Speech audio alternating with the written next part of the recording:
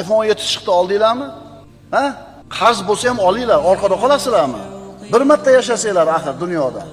Qatilar ekan boshqalardan. Nimaga ular tutadi, siz tutmaysiz? iPhone 17 ni olgan bo'lsa, u boy 55-60 ga kirdi. 40 yildan beri biznes bilan shug'ullanyapti. Unga yarashaveradi, uni puli bor. Senga bo'lmoqmi? U o'sha maqomga, o'sha boyligi necha yilda yetdi? 30 yil, 40 yil biznes bilan shug'ullanib yana yetdi.